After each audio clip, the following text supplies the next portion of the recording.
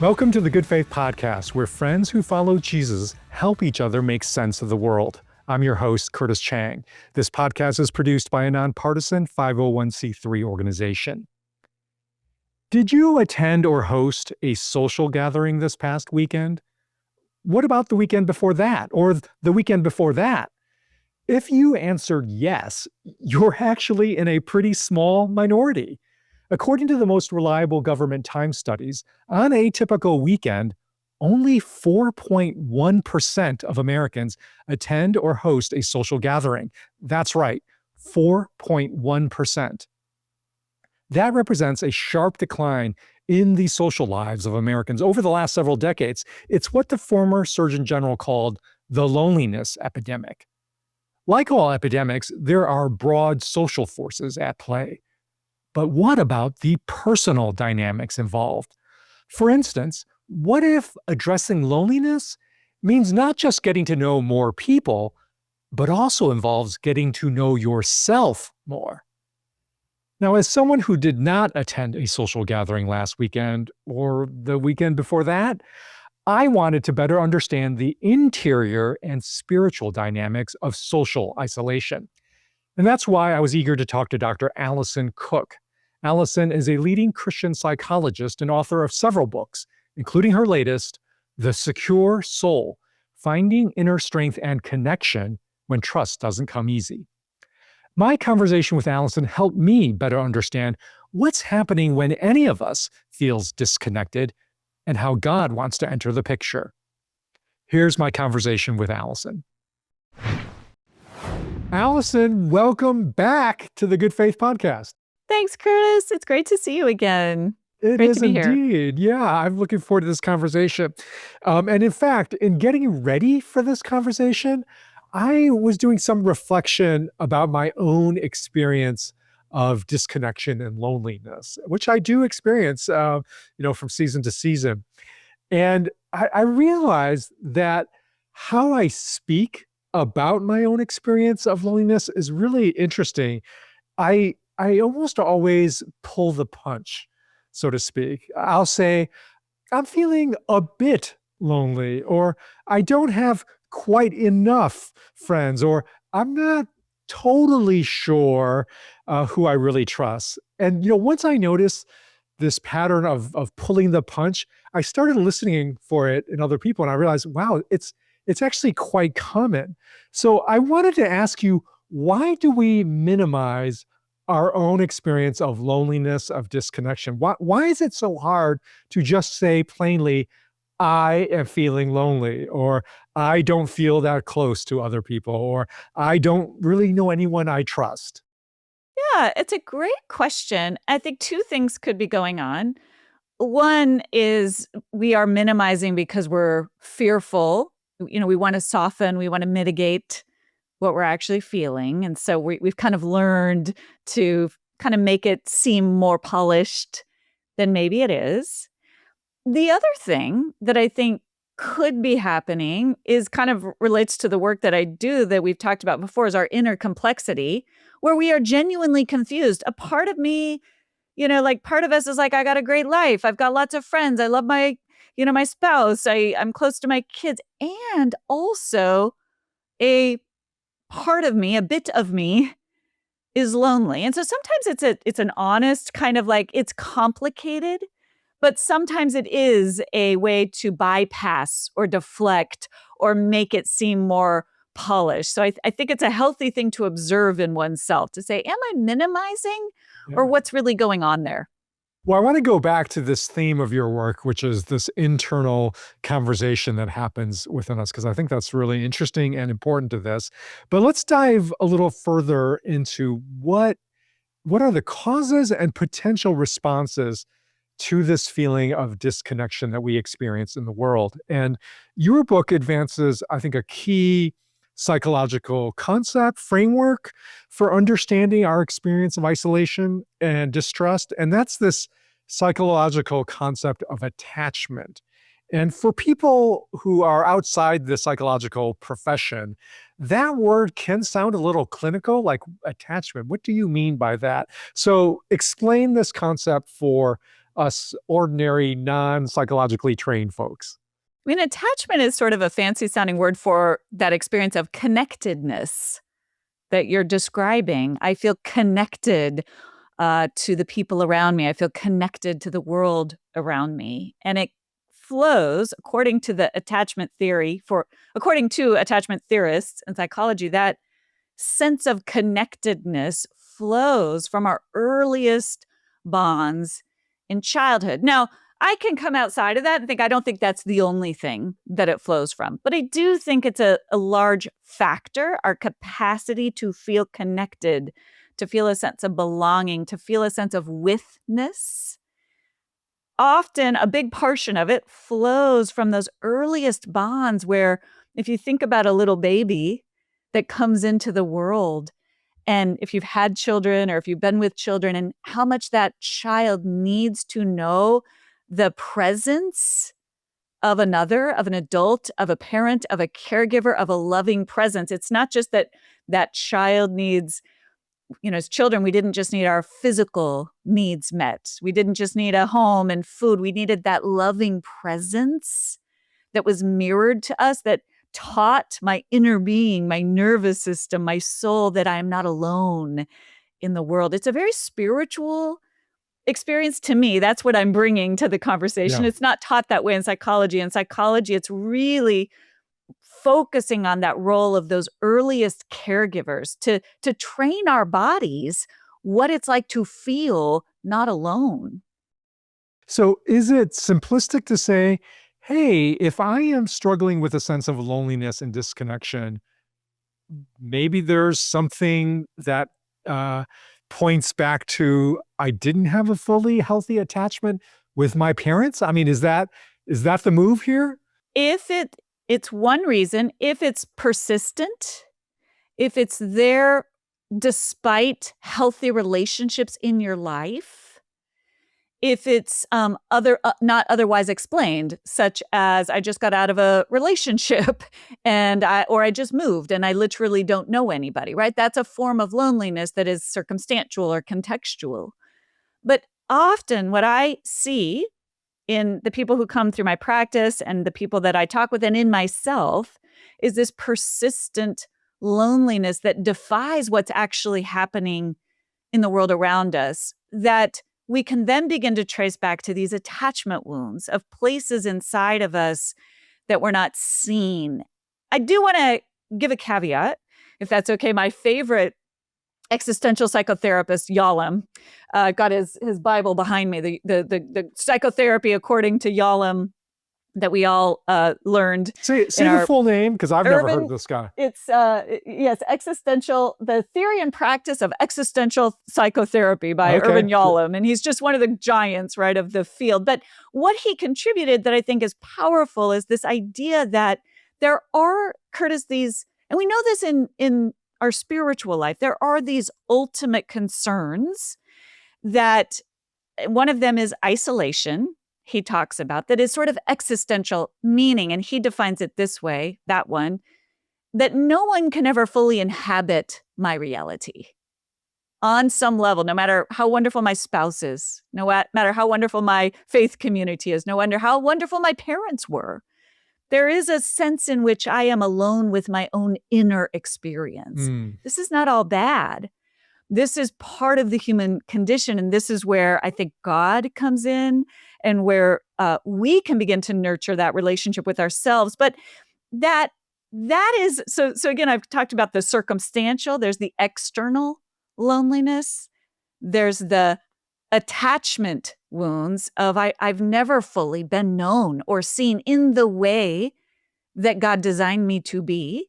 And then there is this sort of existential loneliness that is, at the end of the day, even when I'm surrounded by loving community, there's always this sense of a little bit of separateness. So it's important to kind of untangle those knots a little bit. Yeah, I like that you're giving us some diagnostic categories to, is this a circumstantially driven sense of loneliness? Is this something that goes back to my childhood experience of attachment? And then finally, is this an inescapable existential reality of the human life in the world, that there is some fundamental sense in which we are alone in the world, and we have to actually come to terms with that. I want to go through all three, but let's talk a little bit more about the childhood driven, because it can feel, I think, I can go back to my childhood. I had Chinese parents who were very traditional Chinese. They did not do the, "How are you feeling, Curtis?" And, there was not a lot of touch, not a lot of kind of what in now as a sort of bicultural person, I would say, oh, not a lot of like warmth, at least as defined in Western culture.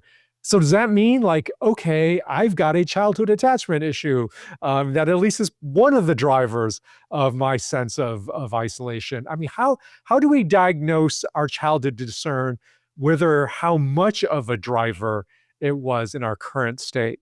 And it has to do with your own experience, right? Because the cultural overlay is very important. I was raised in the 80s, Christian parents who are there was a lot of love, a lot of safety, but not a lot of what in psychology we talk about as attunement, which is an attachment word. And attunement is presence, and it's emotional presence. And it's not just verbal, it's reading subtext, reading the cues when your child walks through the door and they're downcast and don't even have words to give to it, but you as a parent see that and are able to say, "Hey, or what's going on? I'm curious. I noticed something." Maybe even before the child does, right? This is this attunement where we've been attuned to. And a lot of culturally, it's different. A lot of generationally, Yeah. there are differences. Most of us raised in the 80s, this wasn't a thing, at least for me. Yeah. Um, the pendulum kind of has swung the other direction, where Yeah. you could argue at some level that now parents over attune. There could be an Yeah. argument made for that. But the symptom, for lack of a better word, whether somebody, it kind of gets back to what I said before, a sort of persistent sense of feeling unseen, feeling invisible, feeling lonely, even when there is loving relationship. These are some of feeling empty inside, right? Like my inner life is alone, even though I could have relationships with other people. These are some of what we might begin to, if we put on our diagnostic hat and say, I wonder if there's an attachment wound Okay. there. Let's say somebody, either by themselves or maybe with the help of a therapist or just the help of a good friend, is able to trace, wow, there were some childhood wounds, or there were some unmet needs of attachment, of attunement. Um, it can feel like, well, but that's in the past. I can't go back and change that. Even my parents are either passed away, or they wouldn't recognize this, or they would say, well, there's nothing I can do. That was, that was in the past. So where does God enter the picture in these kinds of situations where there are past wounds that you can't go back and fix? Yeah, thank you. You just queued up perfectly. This is why I wanted to write this book, because in our culture, on some level, we have now put so much emphasis on the parent, so much emphasis on the spouse or the friend to become that person we always needed. Yeah.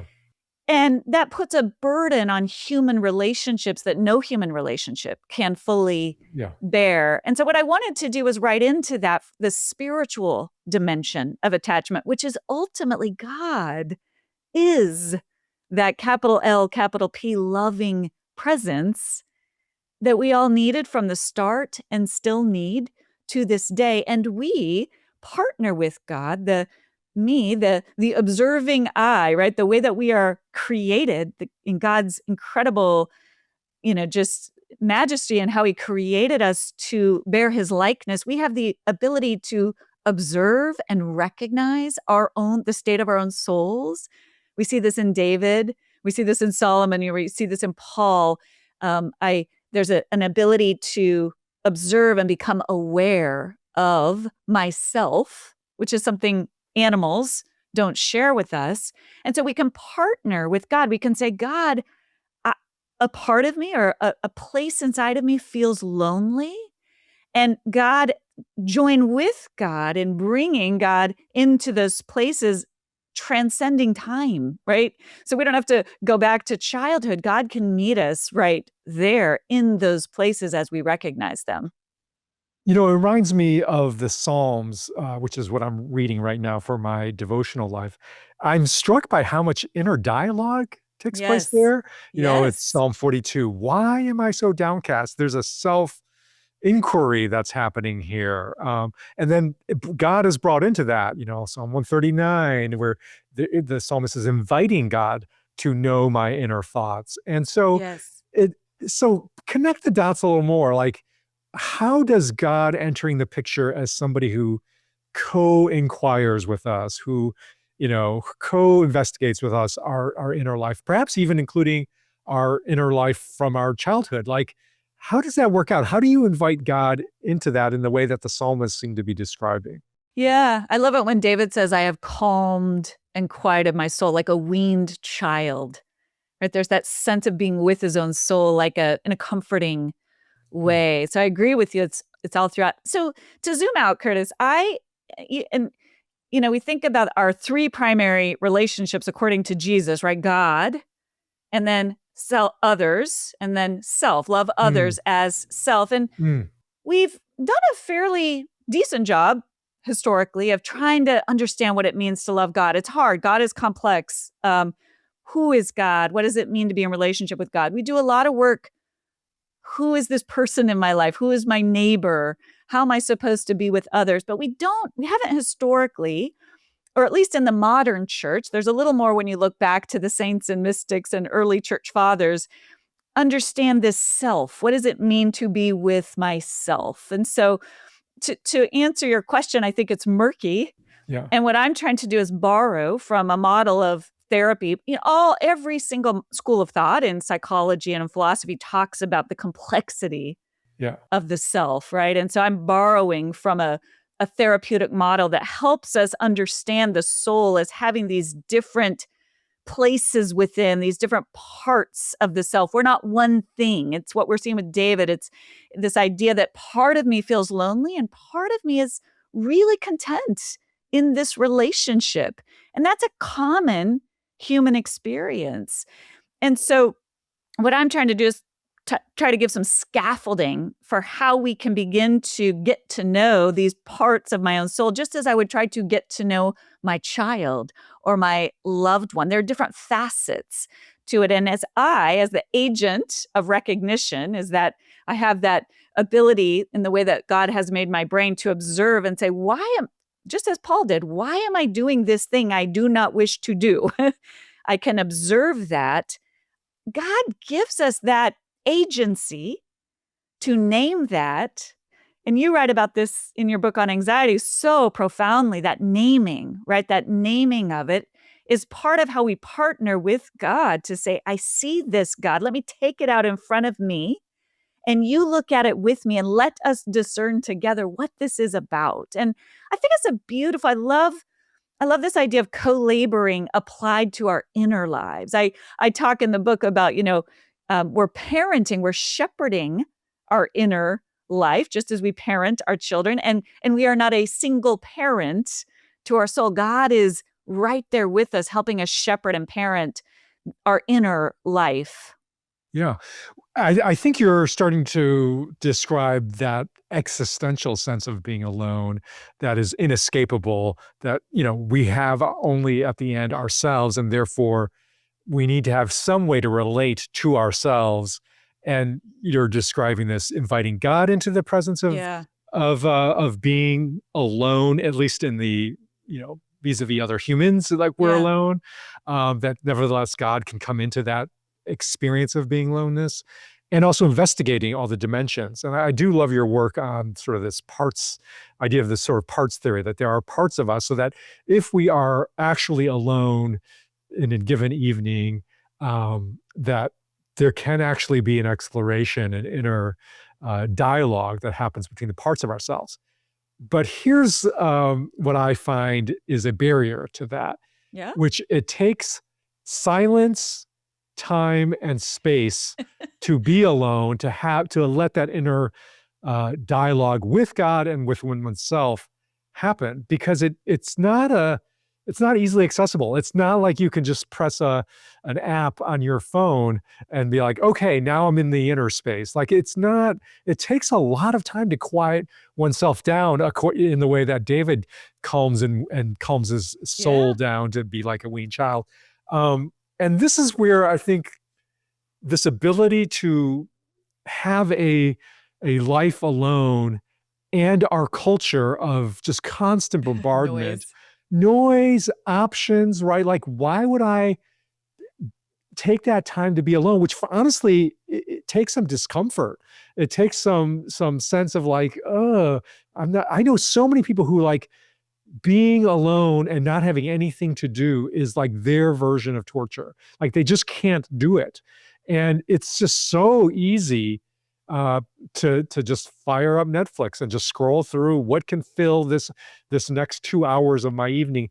That otherwise is probably, for many working adults, the only time that has potential for this time to be alone with oneself. Like, say more on what we need to do given this cultural bombardment of options that tempt us away from this loneliness. Well, and ironically, we started off talking about that loneliness, that disconnection that we feel. And the people who can be alone with themselves are the least lonely people you will meet.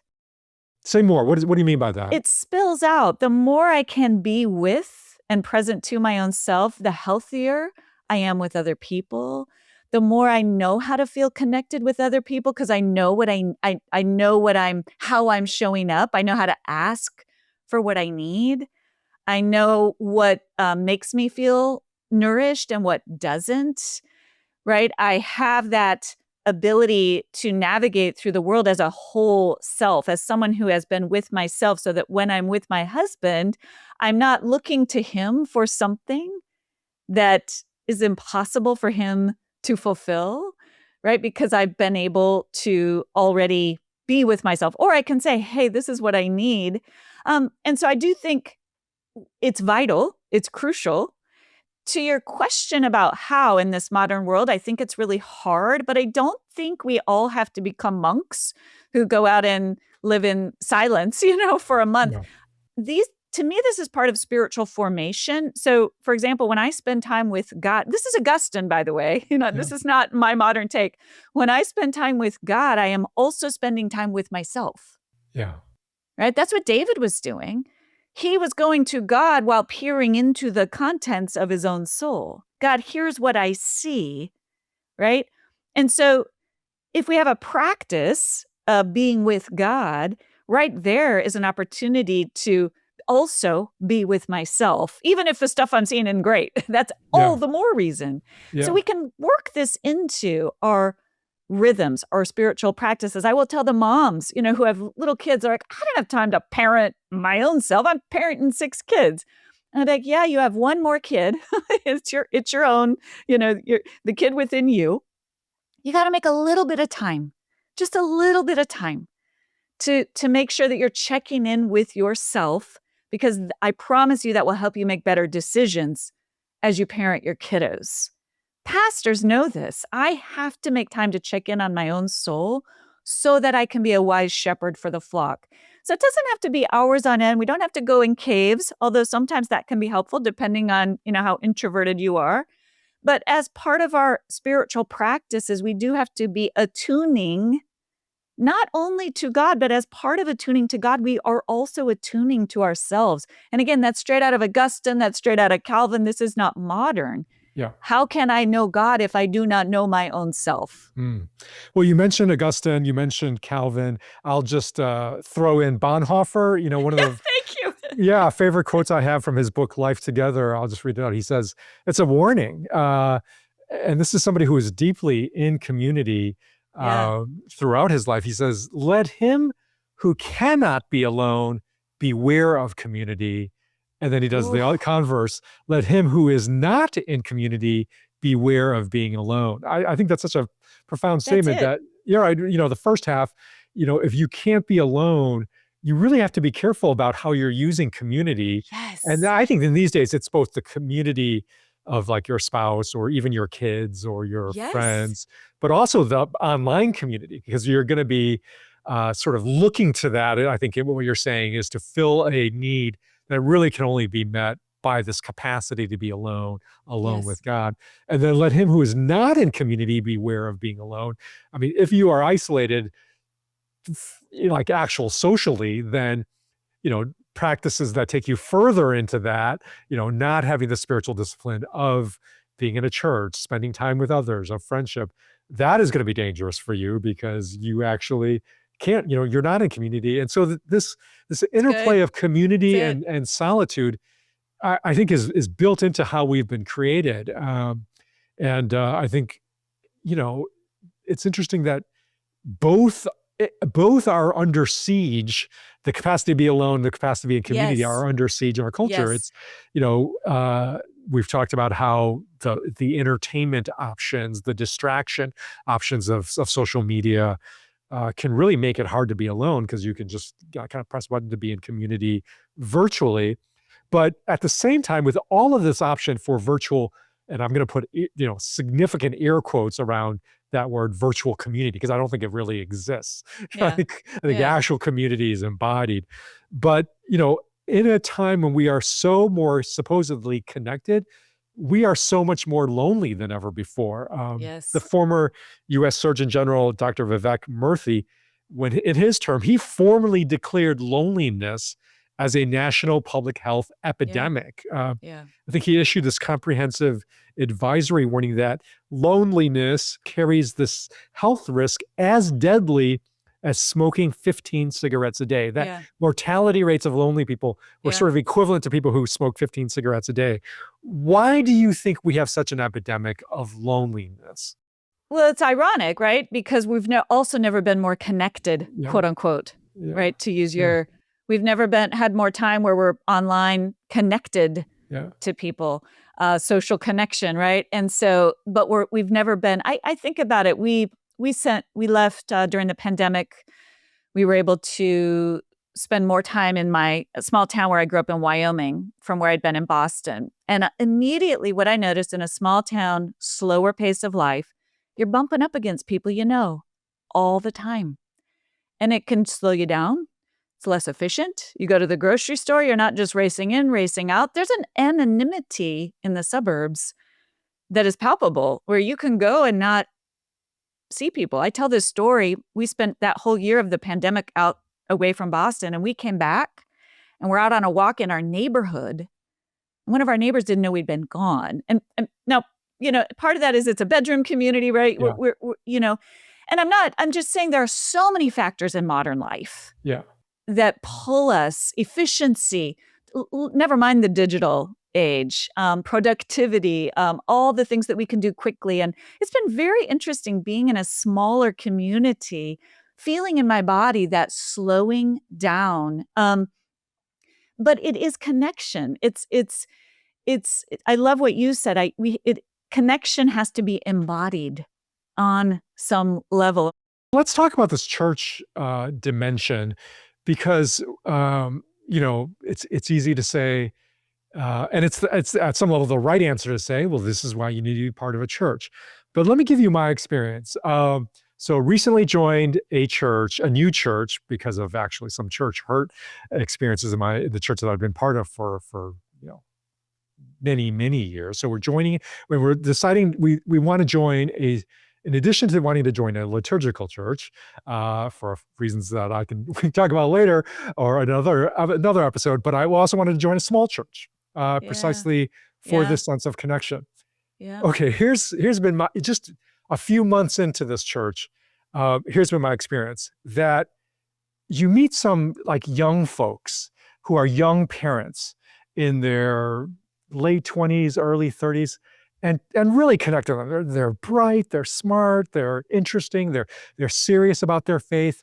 But they're also young parents of young children, and they're going to move. It's like just as soon as I get to know them, they're going to move. And the Oh, reason why they're moving is because it is too expensive to yeah. own a house in the Bay Area. Yes. And For real. yeah, this is quite unlike probably your small town in Wyoming, but it's true of many cities, many urban areas. It's probably true in Wyoming of Jackson Hole, where Well, it's why people are moving into yeah. our small area of Wyoming for Okay, exactly what you're saying. so it's like I'm thinking, okay, all these late 20, early 30 somethings, I don't know if I can attach to them because they could be detaching at any moment. So you think, okay, let me go up the age ladder and let me look at the late 30s, early 40s. Well, it turns out, at least in Silicon Valley, that's the time of life when there's maximum demands on you. Like your kids are still at home, but you're sort of approaching that or in that career stage, which is probably about as much responsibility and leadership and advancement as you get in institutions and organizations of corporations of Silicon Valley. And those are incredibly demanding. I mean, Yes. you are Yes. working, you're lucky if you're working 40, 50 The hours a week. people who can afford to live there are working all the time. 100%. And they're two incomes. So both are working. So Yeah. getting some time beyond your nuclear family of your, teenage, youngish teenage kids, where you're like, oh, we just have some few years left with them. And I can eat time with my spouse. And I've got a 60-hour-a-week job. It's like, okay, they're not available for a very much relationship. So like, okay, let me get older. So you're going into like your late 50s, early 60s, meeting some really cool people. And I just get this sinking suspicion, like, because they talk about their now young adult kids with children who've moved to Grandkids. Wyoming or Oregon or somewhere like they're having kids and they're thinking about, hey, maybe it's time we think about relocating to be near our grandchildren and help our children with their child rearing. So I'm like, I can't win. Like I can have as much desire for community as I want, but the larger social factors out there in the world are too powerful. So what do you say to me? Give me some advice, Alison. I mean, it's valid. You're naming the modern dilemma, which has led to the loneliness. One of the key factors is the globalization, the moving around. I grew up, my grandparents lived down the street. Nobody moved forever, and there's a safety net in that. Yeah. And it's almost archaic in our modern life. And it is one of the things we have to wrestle with. So I don't want to, and it's absolutely valid. I don't think there are easy solutions. I think that you're already, though, this is that interplay of the inner. There's a longing where you are in life. I'd like to be connected. I've had some pain. I want to be connected in this new place. So that's your inner work of knowing your own needs. You're not denying it, which I think for anybody listening, that there's a lot of longing in the Psalms. There's a lot of awareness of longing, hope deferred, makes the heart sick. That's a hope that is acknowledged. Yeah.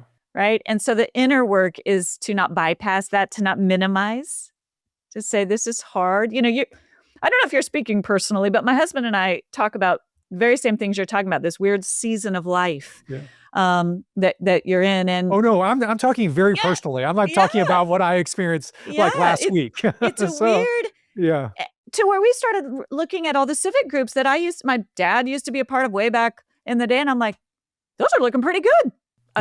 I would never have thought about those 30s, 40s, but I think we better join maybe one. I should join the Kiwanis Club. The local Rotary Club. Yeah. You start to revisit some of these old ideas. And so I think that's real, but I think the inner work is to be aware, bring the longing to God, but then the practical is everything you're saying, like the local church, looking at the local civic groups.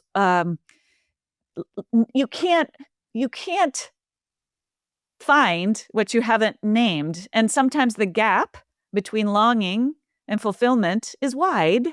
Yeah. But that doesn't mean that we shouldn't reach for it, because it is how God designed us. Even just having this conversation with you, I'm like, man, let's talk offline because I feel it. And, there's a connection in that. Yeah. Well, what you're also describing is that the experience of being lonely is actually part and parcel with what it means to live as a Christian in the world. And by that, I mean, to be a Christian is to have longing. It is to have a sense of calling to do something in the world about that Yeah. longing. And it is also to realize that that longing will never be met this side of the final Not fully. restoration of Yeah. all things, not Yeah. fully, right? It's Yeah. all of those things. Yeah. It is to be aware of oneself enough to know that God has placed in me a desire for connection. It is not good for humans to be alone, from Genesis account. The And longing is therefore holy. Yeah. the longing is holy, and Yeah. we should try to take some action. We should join a church. We should, seek time with our spouse, with our children, with our Yes. friends. And at the same time, all of that, both at an existential level and also because of social forces that are, way beyond our ability to do something about, and the ones that we described, is going to leave us with a sense of a gap. And that gap is part of the Christian life. It is part of the Romans 8. We are groaning for when creation will be made full. And as human beings, we're part of that groaning. In fact, we are at the forefront of that groaning that isn't going to be met. And that is a signpost to the final consummation when we finally will get to gather around each other at the wedding feast of the Lamb and get to hang out without worrying that somebody's about to move away. At some level, too, Curtis, both loneliness and boredom psychologically create space for creativity on some level, not too much, but a little bit. And even this space that you're creating with your podcast is creating a space for other people to feel connected.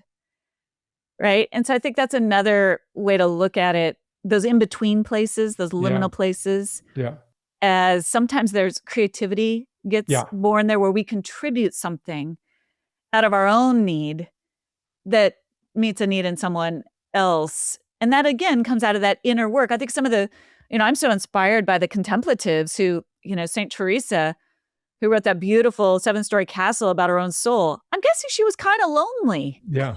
When she wrote that. She was by herself. Yeah. One of the things about boredom I've noticed, and I've noticed this in myself, is that when I am bored and I am alone, it's actually kind of an anxiety-inducing experience because I feel like, I shouldn't feel this way. There should be something that I do about this. And as one of my current themes in my work here at Good Faith is understanding the influence of anxiety and how we move through the world. And it's evident to me that there is this connection between anxiety and disconnection. One of it is anxiety makes it hard for us to be alone. But also, you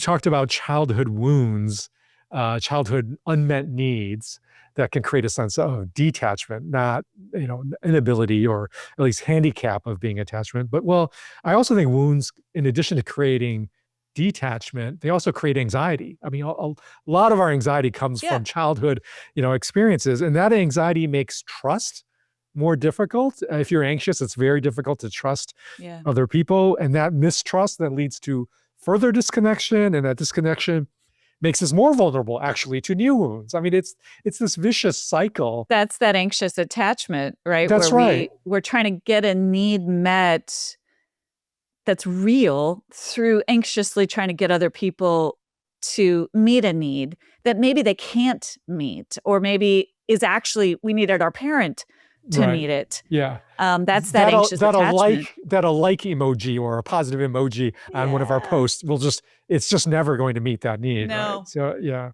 Yeah.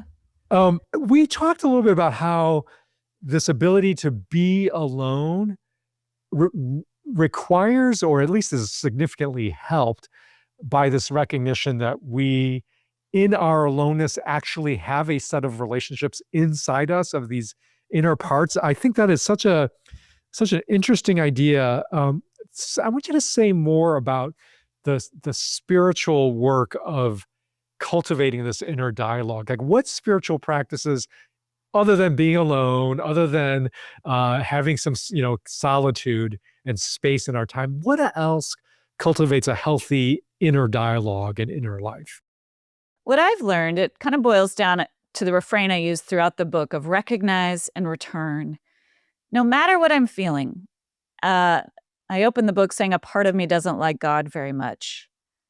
I recognize that. I don't want to pray right now. God, I return. I am loved even here. I am anxious and lonely. I don't want to be alone right now. I am loved even here.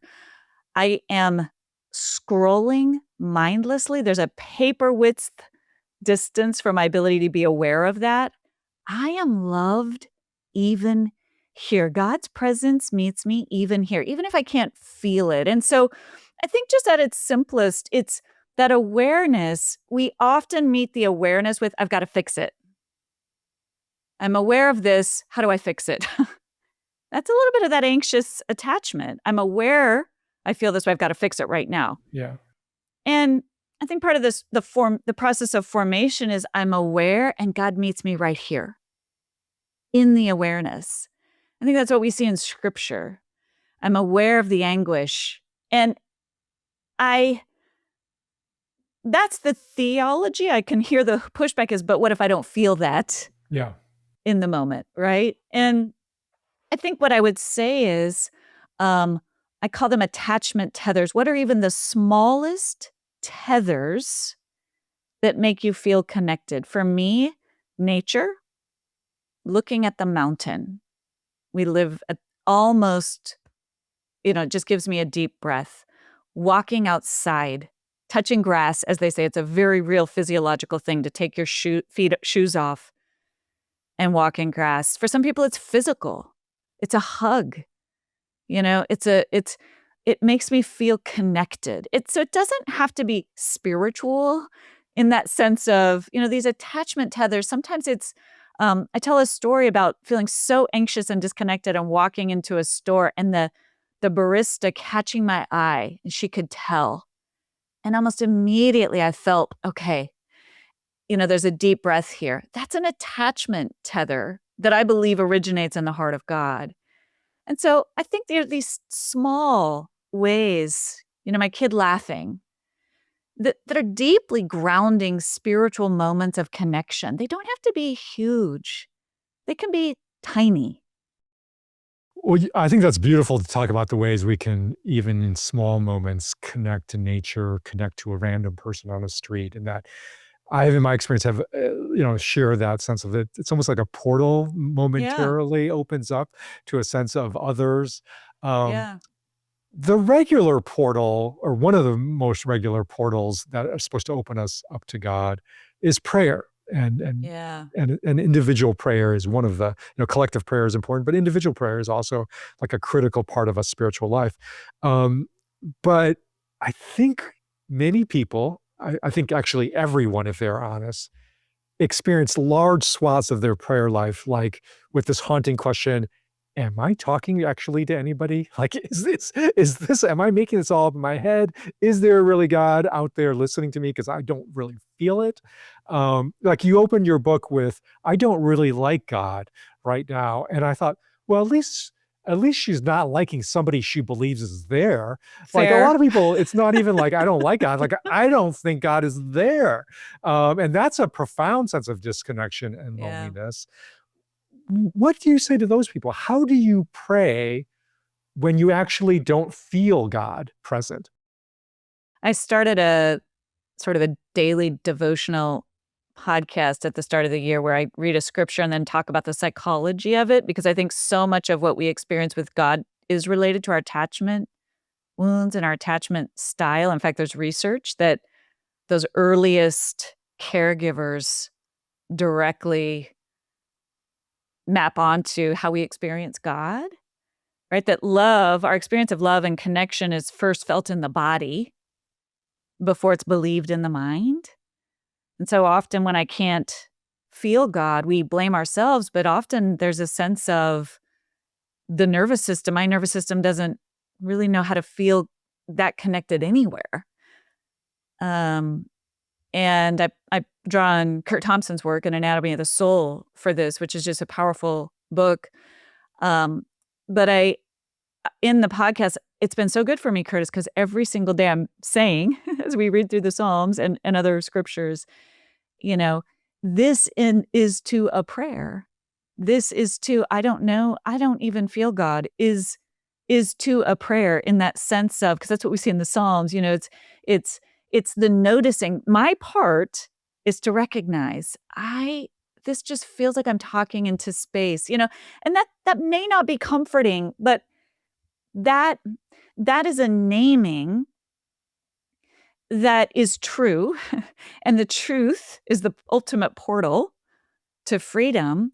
And that truth, often in my work, does go back to that nervous system that wasn't held, wasn't given that embodied sense of someone bigger with me, which is the most basic thing a child needs to feel safe. Someone bigger is with me, right? And so if you don't experience that, what I want to say to you is there's nothing wrong with you. It very well could be simply that the nervous system capacity to recognize that just hasn't been fully built. And to take a deep breath, and maybe you want to do nervous system work and somatic work. Maybe that's the portal to God. Prayer doesn't have to be, I feel it, therefore it is. In psychology, we talk about top-down approaches and bottom-up approaches. A bottom-up is an embodied approach. That's why I said, like, if I notice that, where do I feel connected? Maybe it's when I'm outside or touching something or tactile. That's also spiritual. Alison, this has been a great conversation. I imagine there might be listeners who various things you've said struck a spark. Maybe it's the sense of, yeah, I do have some childhood sort of wounds or lack of a full attachment. I need to pay attention to that. I have some circumstantial factors. I just moved to a new city, or many people are moving away from my city. And also maybe that, I think what I'm coming up against is this very existential, inescapable feeling of that every human being feels of, like, I am alone in the world and I have to do something about that. Okay, there's a lot of ground we just covered. Boil it down to something for that. What is one step we all can take, regardless of where we fall in all those diagnostic categories? What's one thing that, like, you know what, do this. This is going to be good for you if you are at all feeling alone. The first step I would say is that step of recognition, recognize, and then the most important is the second part, I am loved even here. And that applies universally. I work with, here in Boston, folks who are on parole for doing terrible things. And they don't believe me when I say, you mean I am loved even here? Yes, I am loved even here. I am loved even in this darkest moment. And again, you don't have to believe it, but to do tactile, I put my hand on my heart. I take a deep breath because that calms the nervous system. I am loved even here. You don't have to talk yourself into it. You don't have to feel it. But the hand on the heart, deep breath, I am loved even here. You're training your body and your nervous system what is true. I love that. I do that as well. And listeners, as we close, we close normally with the song of Amazing Grace. I invite you, as you listen to that final song, you do exactly what Alison is recommending you to do. Put your hand on your heart and repeat the truth of that song, which is that we are loved. Alison, thank you so much. It's always a great pleasure to reconnect and gain your wisdom. I love it, Curtis. You're the best. You're encouraging a lot of people, and I'm so grateful for you as well. Well, listeners, thank you for joining us, and please join us next week when we once again gather around the campfire.